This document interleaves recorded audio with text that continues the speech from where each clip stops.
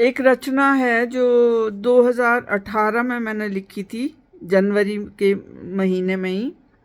उस समय भी कुछ ऐसा ही परिस्थिति थी कि मेरे मन में ये, क्योंकि आरंभ से ही कुछ अपनी दादी की संगत में रही और परिवार में भी कुछ इस तरह से मेरा जो घर था, तो वो बिल्कुल अकेली बड़ी शांत स्थान में था।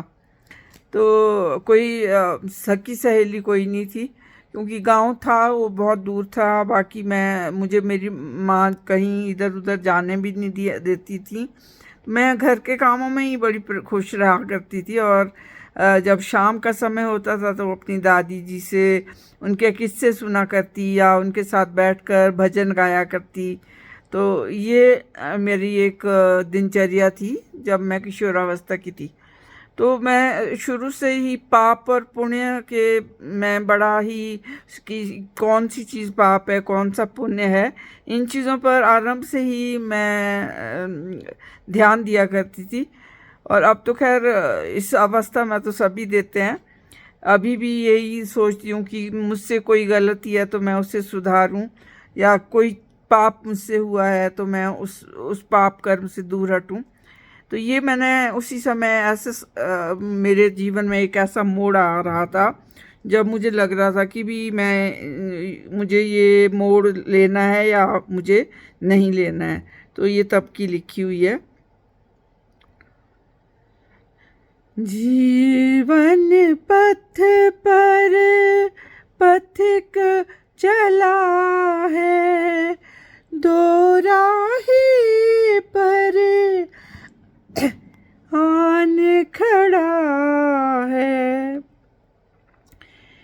दिख रही है मंजिल उसको, फिर भी राही भटक पड़ा है। संभल जा रे मूढ़ पथिक, क्यों किस दुविधा में आन पड़ा है। संभल जा रे मूढ़ पथिक, क्यों इस दुविधा में आन पड़ा है। जाने अनजाने पथ पर क्यों स्वयं ही विपदा में जा पड़ा है।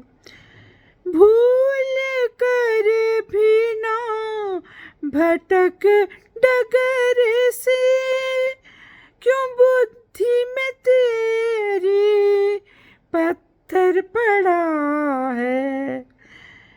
भूल कर भी ना भटक डगर से, क्या बुद्धि में तेरी पत्थर पड़ा है। मन को अपने समझा ले तू, क्यों विनाश की ओर बढ़ा है। जगा ले अपना अंतर मन तू, मन का दीपक बुझ ही चला है। जीवन पथ पर पथिक चला है, दो राही पर आन खड़ा है। दिख रही है मंजिल उसको, फिर भी राही भटक पड़ा है। तो ये भी मेरी उन रचनाओं में से है जिसे मैंने अपने ही को स्वयं में केंद्र में रखते हुए ये लिखी थी। जीवन में हमारे बहुत से ऐसी परिस्थितियां आती है जब हम सोचते हैं कि हमें ये दूसरा मार्ग लेना है या नहीं लेना है, या इस मोड़ पे जाना है या नहीं जाना है। तो ऐसी एक मंजिल में ऐसी ही एक मोड़ पे मैं भी खड़ी थी। तो ये मैंने उसी दिन मुझे लगा कि नहीं, ये जो भी मुझे है, मुझे एक ही राह पे चलना है, सत्य की राह पे, और बस उसी राह पर आगे बढ़ना है। तो ये मैंने लिखी थी, अपनी ही लिखी हुई रचनाओं से प्रेरणा मिलती थी मुझे। अधिकतर मेरी आशिकी पे है, इश्क पे है, और सामयिक विषयों पर भी है। तो धीरे धीरे आपको मेरी ये रचनाओं के हर रंग देखने को मिलेंगे।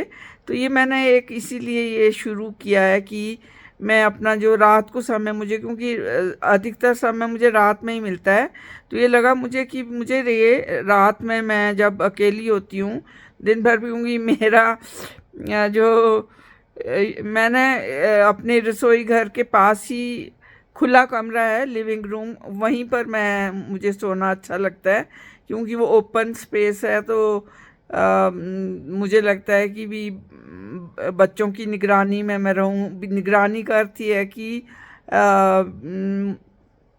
उम्र है मेरी, तो कुछ भी हो सकता है, कभी सांसें रुक जाती है, मेरी स्लीपिंग एपनिया है मुझे, तो सोते सोते सांस रुक जाती है। तो उस वजह से मैं हमेशा ही बंद कमरे में ना सोने की अपेक्षा मैं खुले, यहाँ लिविंग रूम बहुत बड़ा सा है, तो यहाँ पे मुझे अच्छा लगता है। बच्चे जब खाना खाते हैं तो किचन एरिया में बैठ के खा लेते हैं, खाना मैं बना के रख लेती हूँ। दिन भर तो मैं बहुत व्यस्त रहती हूँ, आज भी बहुत रही। तो मेरी रचनाओं को सुनिए, पसंद करिए, साझा करिए यूट्यूब चैनल को। धन्यवाद।